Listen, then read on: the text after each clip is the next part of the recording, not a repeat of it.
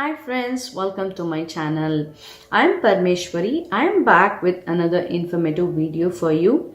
In this video, I'm gonna share my experience as a first-time home buyer in Canada. I will be releasing this video in different parts, so if you haven't subscribed, please consider doing so. And also don't forget to click on the bell icon so that you will be notified every time I upload a new video. So let's get started with today's topic, buying a home in Canada. I am very happy and excited to share that we have bought our first home in Ontario province, to be specific in GTA area. Believe me, the buying a home is not at all a straightforward process. Here it took us at least 8 months for the complete process. So I thought I would share my experience and learnings here so that it will be useful for first time home buyers like me. Here is a glimpses of our home. I have shared pics of our housewarming function.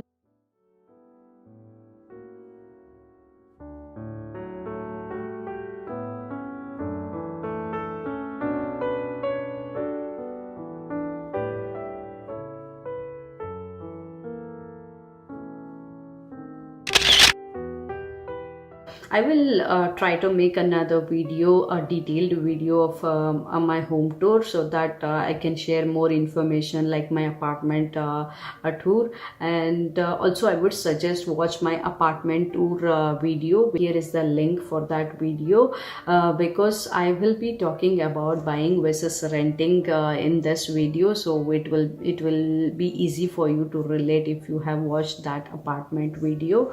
Buying a home can be very exciting, but again, it's a big decision that you're going to make considering your future and finances.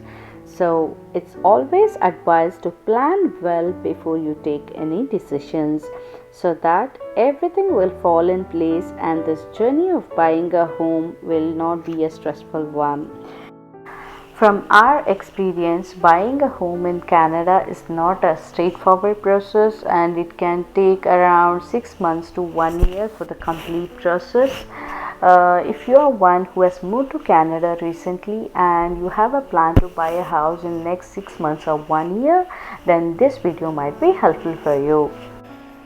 Canada's real estate market is booming. Yes, it may be true at this point of time, but what you need to understand is whether buying a house is right for you.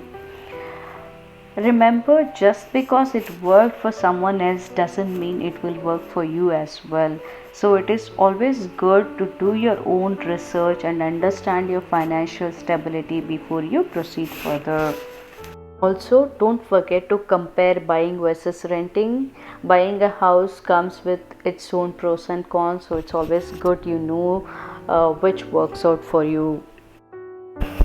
For example, when you own a house, you always have a freedom to decorate or renovate your house, whereas if you're renting, you don't have that freedom. Even if you paint the walls, you will have to revert it to the original colors before you vacate, or you will have to pay for it. Buying a house is also a long-term investment, so you can always build the equity, whereas if you are renting, whatever the money you pay for rent is just gone. If you have a basement, there is always a potential for income, whereas if you are renting a house, that is not applicable. Buying a house comes with its own disadvantages like unexpected and costly repairs.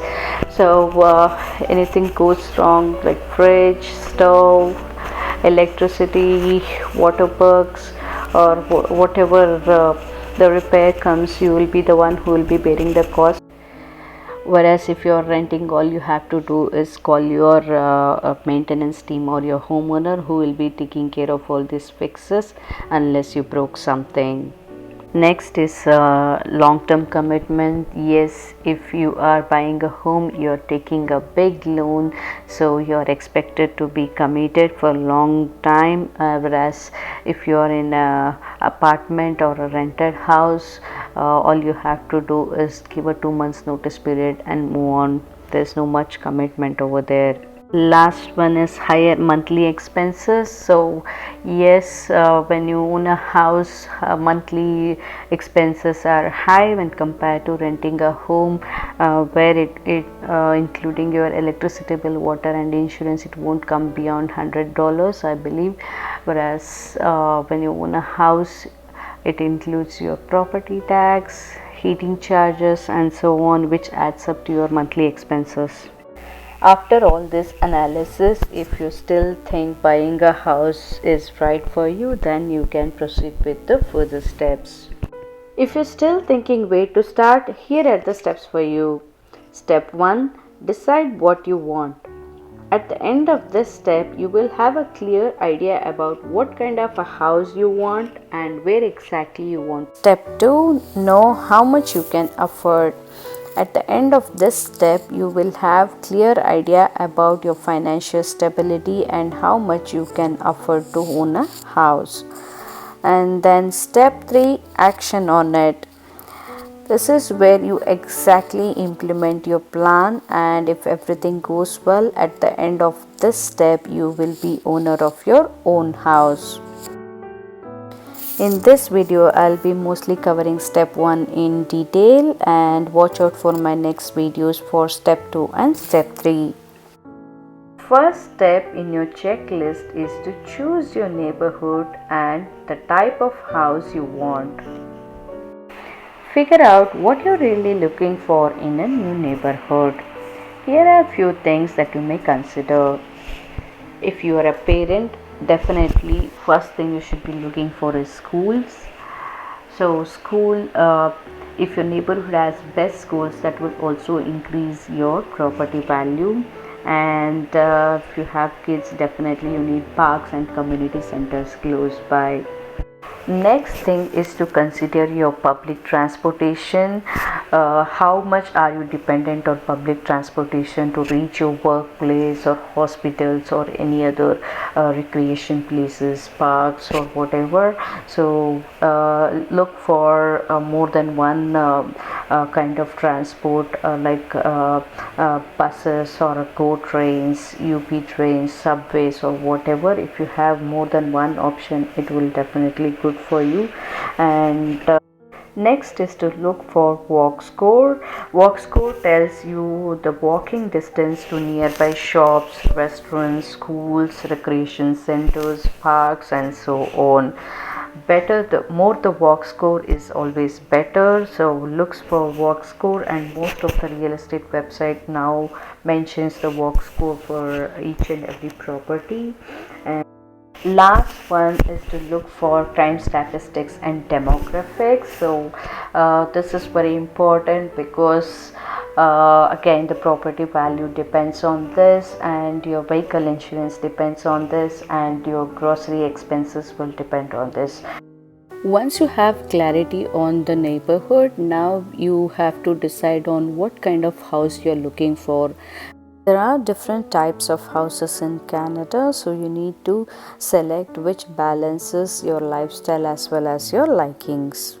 I will brief different types of houses in this video. If you need a detailed information on this along with all pros and cons of each types of houses, let me know in the comment section so I can make a detailed video on this. First one, condominiums or condos, where you own the unit but you do not own the land, and you are charged a monthly fee to maintain. Second one, a row house or a townhouse, where houses are attached to each other. You will be sharing a wall on either side, and they are not very tall buildings. Usually they will have 2 or 3 floors. Third one, semi-detached house, where 2 houses are joined together, so you will be sharing a common wall, and the owner will be responsible only for the property and land of his own side, so there is no maintenance fee or anything that you have to pay, and they are less expensive compared to the fully detached house. Last one is detached house. Detached house doesn't share any wall with other units, and they are considered as most expensive type of house, as they provide more space and privacy when compared to other type of houses. Now that we have come to an end of step 1, so you should have chosen your neighborhood and the type of house before you proceed further. Watch out for my next video on step 2. Thank you so much for watching, and don't forget to like and subscribe to my channel for more informative videos. Bye bye.